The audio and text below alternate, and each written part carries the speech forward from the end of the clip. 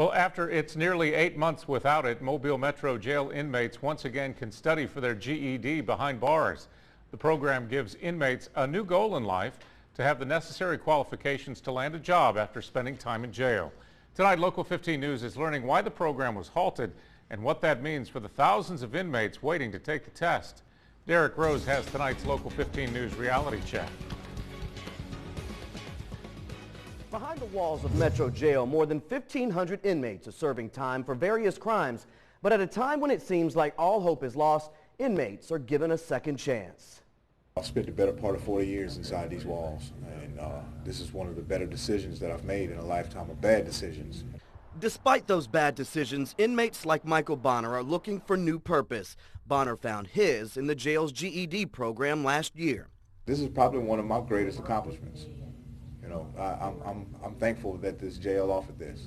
Michael had no idea he'd be one of the last inmates to take the GED for nearly a year. At the start of 2014, jail officials learned the program was not in compliance with new national and state standards, meaning no more GED tests could be given here until the changes were made. First, we had to find space, and at Metro Jail, real estate is a prime because we're overcrowded and it's an older facility.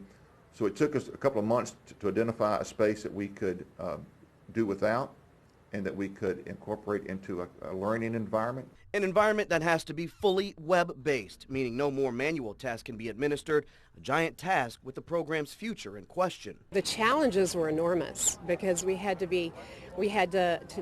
get approved by Pearson VUE. We had to be technically ready. 3 new computer labs were built from the ground up, one at Goodwill Easter Seals, another at Strickland Youth Center, and the third at Metro Jail. While work began, inmates were told they would have to wait to take the GED, and the graduation numbers were about to start dropping. We've had 15 graduates this year, as opposed to before the GED changed, we usually had over 200 graduates.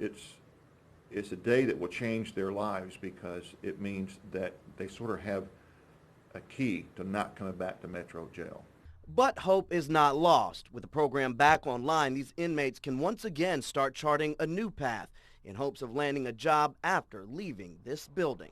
I'm sure if the loved ones had it to do all over, they wouldn't want their child to graduate from high school at Metro Jail. But something very good has come out of a bad circumstance. And according to the warden, the program is a blessing to these men and women at Metro Jail, most of them never returning after graduation.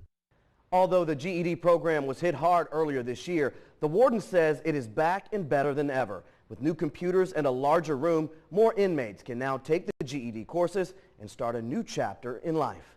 I'm Derek Rose, Local 15 News.